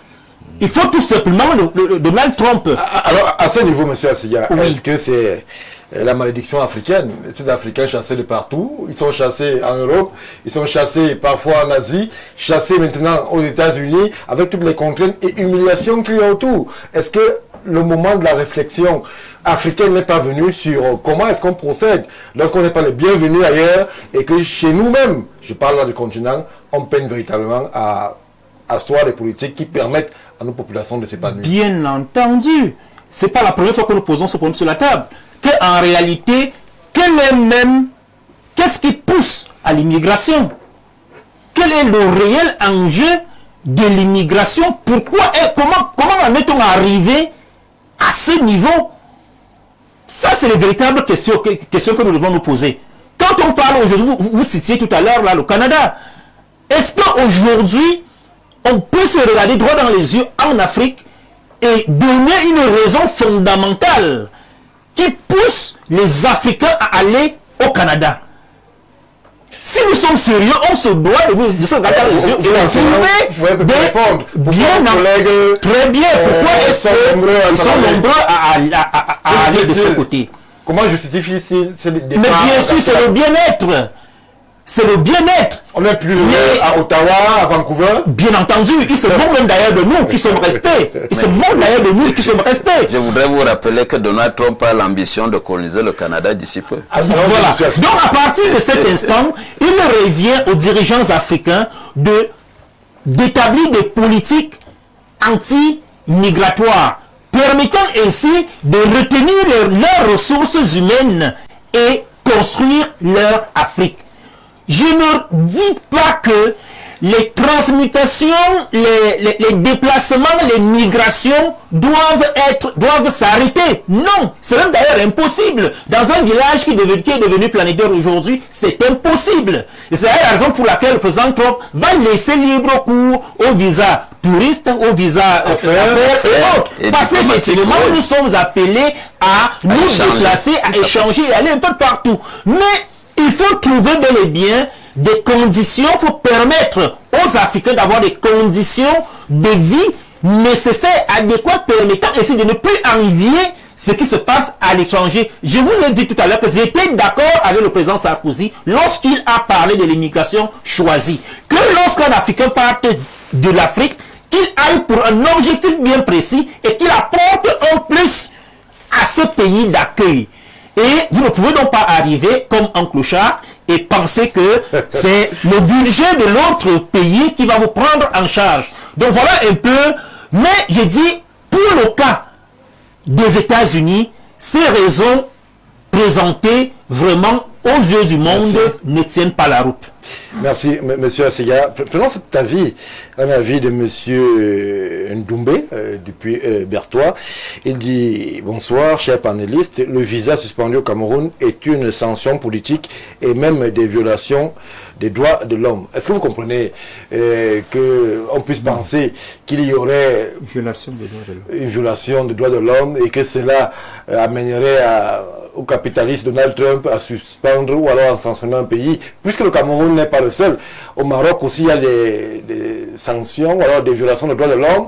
Au Nigeria aussi. Alors, est-ce que véritablement la raison de cette suspension est assumée? Ou alors, on essaie encore de nous embarquer dans des histoires où on mettrait en avant ces questions inhérentes aux droits de l'homme, ces questions inhérentes à des immigrations non maîtrisées, ces questions inhérentes à des immigrations économiques, parce que Donald Trump estime, lui, de son côté, que ces migrants qui arrivent sont en train, justement, de peser sur le contribuable américain et ils sont en train d'attaquer le tissu social et même la générosité américaine. Comprenez-vous cette orientation? Monsieur Stéphane Barga, je vous ai tantôt dit ici que Donald Trump, dans son slogan « Make America Great Again », ici vise à avoir une Amérique propice aux citoyens américains. Qu'est-ce qu'on entend par une Amérique propice? C'est-à-dire un pays dans lequel l'Américain se sent à l'aise. Et cela passe par la qualité du citoyen. Oui. Je vous ai tantôt dit ici que le Cameroun... La qualité du citoyen, les conditions de vie des citoyens. La qualité du citoyen. Oui. Je parle bien de qualité. Parce que quand on parle de qualité, on parle aussi... On veut aussi faire allusion ici aux conditions de vie. Alors, moins de migrants, c'est plus de travail pour les Américains? Monsieur Stéphane Barga, lorsqu'il va, par exemple, prendre ces mesures, il le dit pour, par exemple, diminuer la criminalité parce qu'il estime que, et selon des rapports aux États-Unis, la plupart des crimes sont commis par... N'est-ce pas là, on construit, tout doit venir de l'imagination assez fertile du président Trump. Que la plupart des criminels seraient des migrants africains qui iraient comme ça saccager Washington et New York. Je vous ai dit, monsieur Stéphane Barga, j'en connais, qui sont partis du Cameroun au lendemain de la crise anglophone, qui sont aujourd'hui aux États-Unis. Je vous assure. Sont-ils des criminels pour Je n'ai pas dit qu'ils sont des criminels. J'ai pas dit qu'ils sont des criminels. Vous avez voulu faire, en fait, vous me baladez, ça et là. C'est parce que j'essaie de répondre à toutes vos différentes questions. Mais pour revenir à mon analyse, je vous ai dit que Donald Trump, n'est-ce pas, il veut, en même temps, pour montrer aux Américains qu'il est l'homme de la situation, qui est capable de les débarrasser d'un certain nombre de problèmes, notamment la criminalité et bien d'autres. Vu que ces Américains estiment que ce sont les étrangers qui sont à l'origine de cette forte criminalité et bien d'autres. Et alors, pour revenir donc au cas du Cameroun, j'ai dit, les crises du Nord-Ouest ont permis à ce qu'il y ait beaucoup de déplacés. Et il me souvient que même sur ce plateau, nous avions eu à débattre sur le fait que les États-Unis devraient aider le Cameroun à résoudre la crise anglophone, à nous extradant la plupart des leaders de ce conflit qui sont logés aux États-Unis. Et pour le cas même, ils ont même déjà acquis la nationalité américaine, ce qui fait en sorte qu'il est difficile pour le Cameroun de pouvoir les attaquer ou bien pouvoir les contrôler. Alors, si il faudra maintenant aussi évoquer la question des droits de l'homme, quel est le représentant de Donald Trump ici au Cameroun? C'est M. Lamora. Oui. Et M. Lamora, on l'a vu tout récemment à côté de Maître Aliscom. Or, qui est Maître Aliscom dans le landerneau politique camerounais? Elle fait partie de ceux-là qui estiment que le Cameroun, en termes du respect des droits de l'homme, est l'un des... En fait, je vais dire est très exécrable, parce que exécrable, même c'est déjà le paroxysme, est exécrable à la matière. C'est l'impression que vous avez avec Ce n'est pas mon impression, je dis bien. Je dis bien, qu'est-ce qui pourrait justifier M. Donald Trump à prendre de pareilles mesures? Ses yeux et ses oreilles au Cameroun, c'est M. l'ambassadeur, qui s'est montré plusieurs fois proche d'un certain nombre d'activistes camerounais. Oui. Et voyez-vous, et alors ces informations qui remontent, c'est normal donc que le Cameroun se retrouve dans une pareille situation, dans une pareille liste. Vous avez même listé avec le Soudan du Sud. Ça va de soi. Les situations sont comparables. Et même, parce que M. Donald Trump, vous devez comprendre cela, il n'est pas là pour vos beaux yeux. Il n'y a pas très longtemps, il y a de cela quelques mois, on a vu comment est-ce que les États-Unis, bien qu'ayant signé une convention avec la Corée du Sud, a fait rapatrier une centaine de Sud-Coréens travaillant aux États-Unis, puisque selon la dite convention, il est prévu que les entreprises sud-coréennes s'installant aux États-Unis peuvent faire venir des employés, des travailleurs de leur pays. Or, Donald Trump, lui, il est venu rompre cela. Et vu que c'est lui le plus fort, et que lorsqu'il prend une décision, vous êtes obligé de vous aligner, le président sud-coréen a dû affréter un avion pour venir, puisqu'ils étaient en prison, a dû affréter un avion pour aller prendre ses ressortissants pour les reconduire en Corée du Sud. Donc, juste pour faire comprendre que si déjà un pays tel que la Corée du Sud subit les affres des États-Unis, qu'en sera-t-il du Cameroun?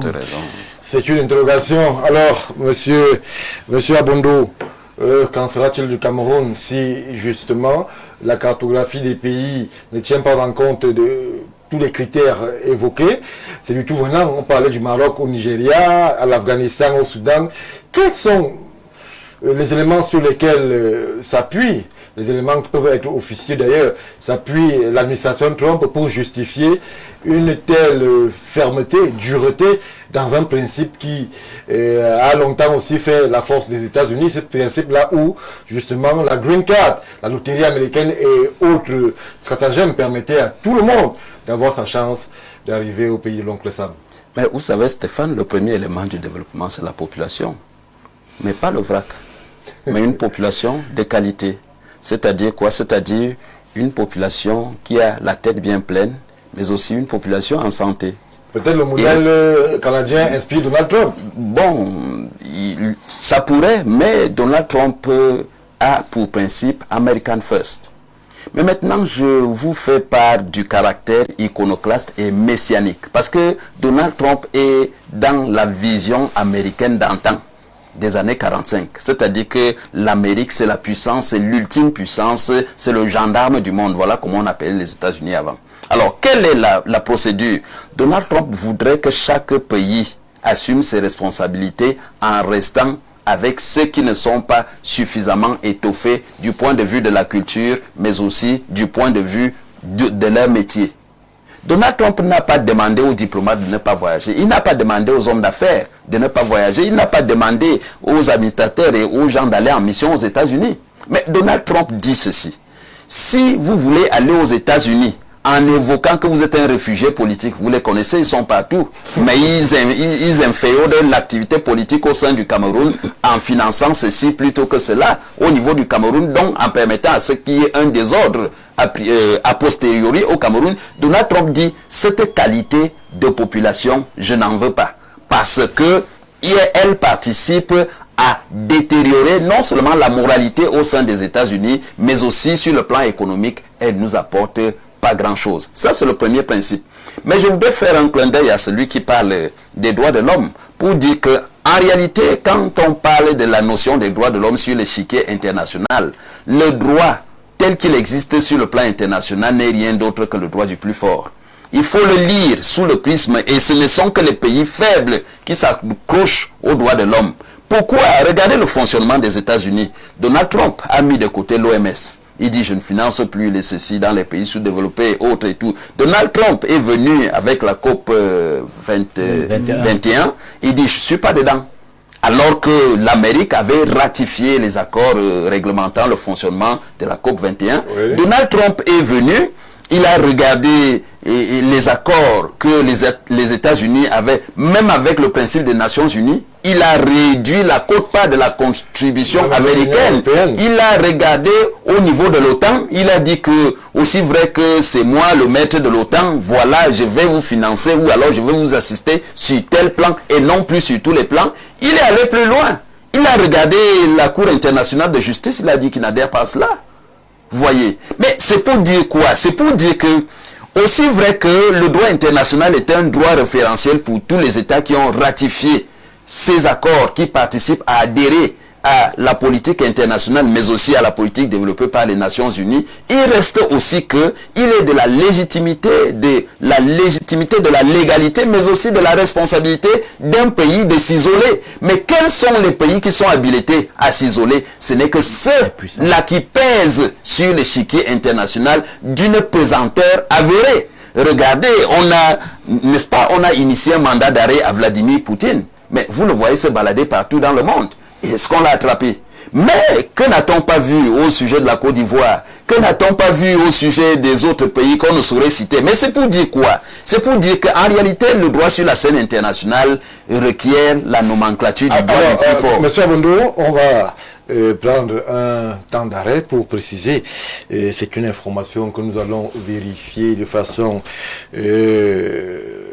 attentive, oui. Tout en faisant confiance à nos sources, que Madame Elisabeth Mor-Aubin, qui justement devait remplacer Monsieur Lamora, arrivé au terme de son séjour, en fin de séjour, oui, aurait été recusée par justement le Sénat américain. Ça veut dire que même sur des questions de diplomatie, il y a des discussions fortes aux États-Unis, notamment sur le sujet Cameroun, puisque M. Lamora même n'aura pas eu un séjour de tout repos en terre camerounaise. Oui. Il a fait pratiquement 2 ans sans être reçu par le numéro 1 camerounais. Celle qui devrait lui succéder, Mme Mor-Aubin, a été recusée par le Sénat. Est-ce qu'il y aurait...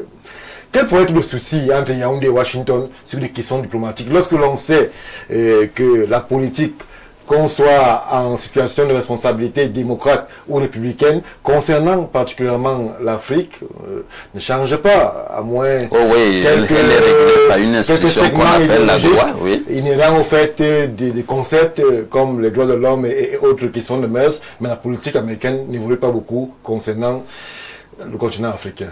Ben écoutez, il y a une politique assez particulière, parce qu'elle est particulièrement appliquée au Cameroun.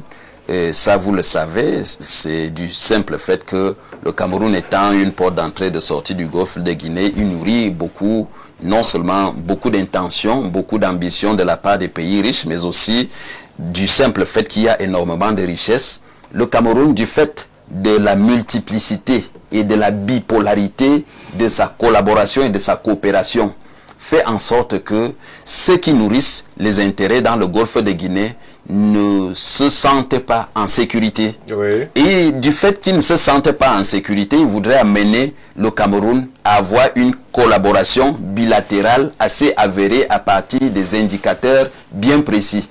Or, ces indicateurs sur le plan du Cameroun, le Cameroun qui est libre de collaborer et de coopérer avec qui il veut, amène, par exemple, puisque nous sommes à ce sujet, les États-Unis qui sont fort opportunément un vieux pays sur le plan de la coopération bilatérale avec le pays, avec le Cameroun, à être inquiété. Vous voyez, le Cameroun est en même temps en osmose et en symbiose parfaite, tant avec la Chine, la Russie, et certainement avec la France, mais aussi avec les États-Unis.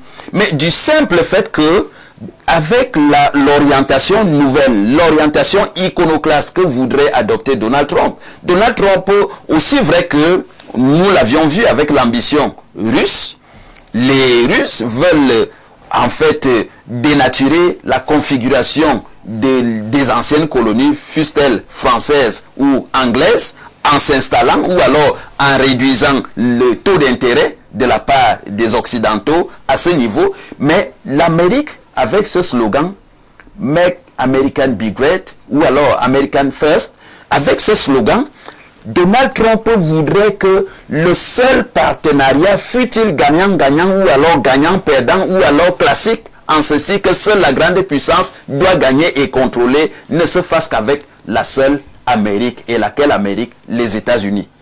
Et vous comprenez que du fait donc de la multiplicité des partenaires au niveau du Cameroun, la collaboration et la coopération entre les États-Unis et le Cameroun ne soit pas une collaboration constante. À ce niveau, est-ce que le principe de réciprocité qui est souvent brandi par nos diplomates pourrait s'appliquer? Est-ce qu'on pourrait s'attendre aussi à ce que quelques Américains désireux de fouler le sol de Yaoundé ne soient astreints qu'au visa diplomatique et au visa affaires?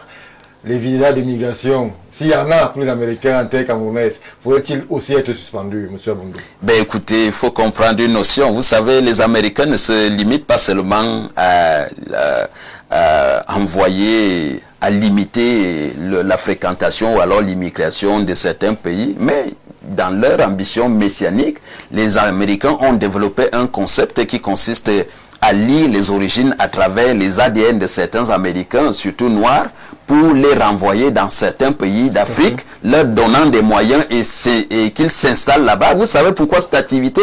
C'est parce que l'Amérique veut contrôler le monde. Oui. Vous voyez. Mais maintenant, lorsque vous voulez parler du principe de réciprocité, il n'y a de réciprocité que lorsqu'il y a équilibre de pouvoir. La théorie du balance of power. On ne peut avoir de réciprocité que lorsque vous êtes à valeur égale. Or, le Cameroun, sur le plan international, ne peut pas s'estimer à valeur égale, que ce soit sur le plan politique, que ce soit sur le plan de l'armement, que ce soit sur le plan scientifique, ou alors, c'est pas pour dire que le Cameroun est un petit pays, mais au regard de la dimension spatiale, de la dimension économique, de la dimension militaire, mais aussi de la dimension scientifique des États-Unis, il ne serait pas incongru ou alors maladroit de dire que le Cameroun est un petit pays. Mais qui, aux États-Unis, voudrait donc venir au Cameroun? C'est des acteurs dûment constitués sur le plan économique, dûment constitués sur le plan stratégique, au point où dire que le Cameroun pourrait opposer en termes d'équilibre de pouvoir et de réciprocité la même méthode, cela ne pourrait pas éventuellement marcher parce que les vagabonds du point de vue des États-Unis pour le Cameroun sont très peu. Merci monsieur Abondo. Alors, prenons cette autre contribution qui nous parvient. Bonsoir monsieur Mbarga. Je crois que le Cameroun n'est pas différent du Venezuela. Donald Trump regarde le Cameroun comme le Venezuela. Voilà. C'est ça la vérité. Alors, c'est clair. De dire, est-ce que c'est une analyse qui a son sens? Que le Cameroun, du fait de sa richesse, du fait de sa multiplicité de partenariats, du fait de son poids dans la sous-région, du fait justement de son positionnement au niveau du golfe de Guinée, pourrait être un élément attentif, un élément à surveiller de près pour l'administration Trump, et que pour Donald Trump, il ne serait pas opportun peut-être que le Cameroun tombe entre toutes les mains. Non, je ne suis pas de cet avis. Le Cameroun est un pays... C'est un État souverain. C'est un État souverain, c'est un pays de petit poids quand même. Mais il faudrait comprendre une chose aujourd'hui. Sauf qu'avec le Venezuela avait déjà des accointances avec les États-Unis antérieures. Concernant la gestion du pétrole et tout le reste. Et le fait que le Venezuela ait eu à tourner le dos aux États-Unis en cherchant cette fois-ci à ne plus utiliser le dollar dans le sens dans l'évaluation du baril. C'est en réalité, voilà les problèmes du Venezuela. Donc le Cameroun n'est pas encore à ce niveau-là. Mais mon souci ici, c'est lorsque vous voyez le Sénat américain poser l'acte qu'il a eu à poser là, cela pose une ambassadrice. Oui, il y a un problème interne, de fond interne. Oui. Vous vous rendez certainement compte que, même comme M. Bon le disait, ou ces anciens camarades de l'autre côté qui sont dans les États américains font état de ce que nous font comprendre que les Américains sont contents. Une grande partie des Américains sont contents des mesures. Nous rendons compte, si l'information que nous venons de donner est exacte, nous nous rendons certainement compte que à l'intérieur même, il y a vraiment des soucis. Voilà le Sénat qui est en train de montrer de façon manifeste qu'il n'est pas d'avis avec ces mesures du président Trump. Ça pose problème. Allons voir du côté du Parlement. Qu'est-ce qu'il en est là-bas? Ils vont certainement s'exprimer dans les jours à venir. Donc voilà un peu la situation qu'il y a. Mais en réalité, quand on sait très bien, et je vais être constant sur ce que j'ai dit, vous vous rendez certainement compte que dans son souci de mesurer, de gouverner le monde, Donald Trump se sent en réalité aussi exposé. Exposé à l'intérieur, où il est, je prends un exemple simple, voilà le Venezuela qu'il a attaqué à côté. Et s'il continue d'ouvrir les portes aux étrangers, il est fort possible que le mal lui vienne de l'intérieur. Et voilà les mesures qu'il est en train de prendre. Et ne l'oubliez pas, lorsque vous voyez Donald Trump souligne un problème de coopération dans la lutte contre le terrorisme. Oui. C'est un vieux problème qu'il a longtemps soulevé. Et là, je suis très d'accord avec lui. Parce qu'on se rend compte qu'il y a une montée en puissance des groupes terroristes, des foyers de tensions terroristes qui naissent à côté de certains pays, sur certains pôles des pays, et certains pays, non, cela ne nous dit absolument rien pour pouvoir trouver des solutions permettant ici d'endiguer avec ces groupes terroristes. Vous avez vu du côté de l'Afrique de l'Ouest, tandis que les pays de l'Agence des États de l'Ouest se mettent ensemble pour combattre le terrorisme du côté du Sahel, non, ça ne dit rien aux autres qui sont également les mêmes voisins et qui également sont censés subir les mêmes affres terroristes, mais ça ne leur dit absolument rien. Donc il y a cette manque de coopération déjà que nous pouvons déjà soulever au travers du monde de façon générale, où les gens la sécurité n'est pas leur premier intérêt. Les pays ne s'appliquent pas, et c'est le cas de l'Afrique. Et c'est le cas de l'Afrique pour pouvoir peut-être justifier aujourd'hui pourquoi l'Afrique est frappée.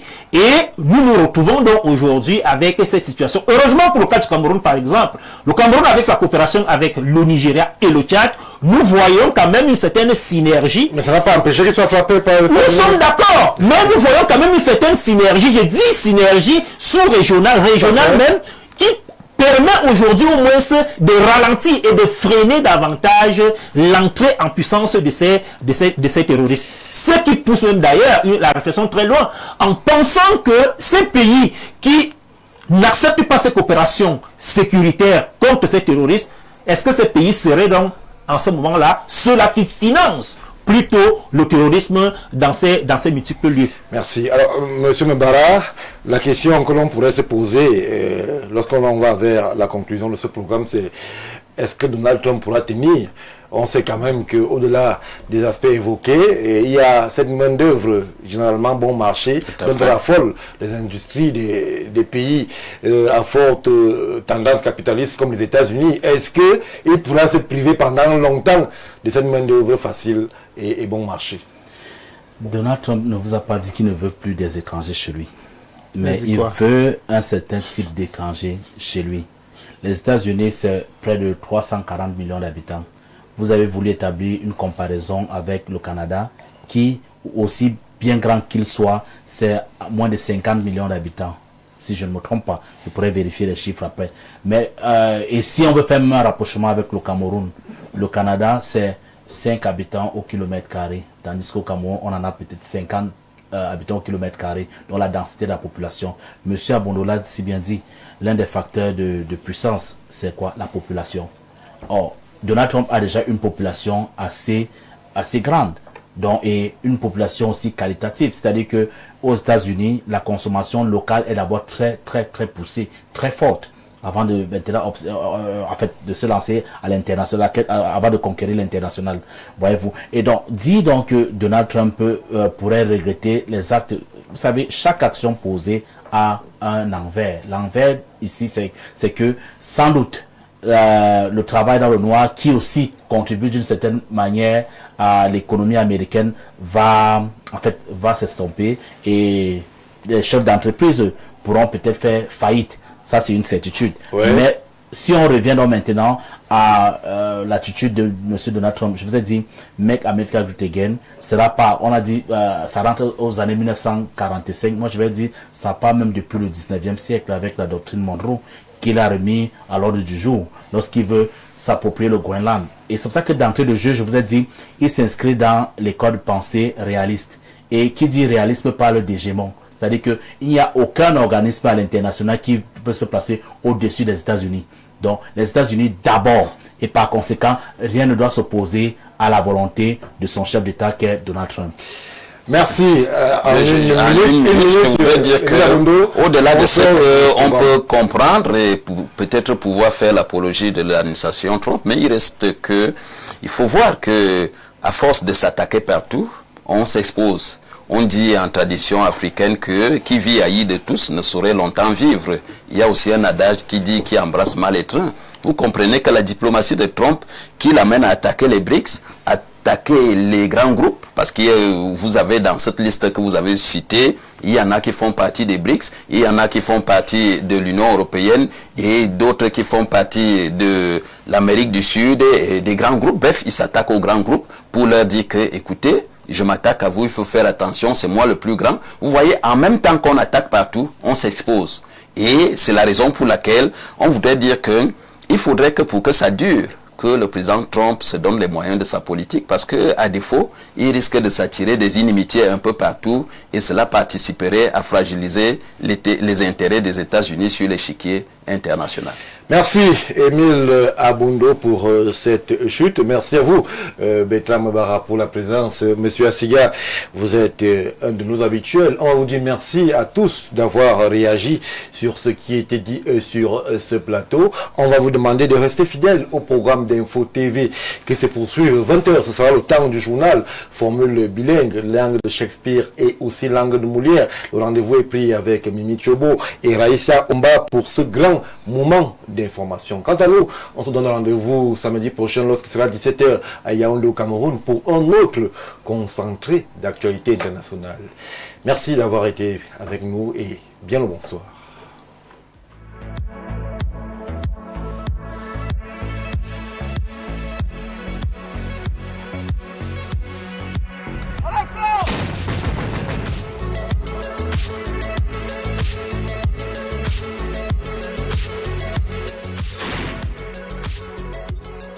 Une victoire sans appel.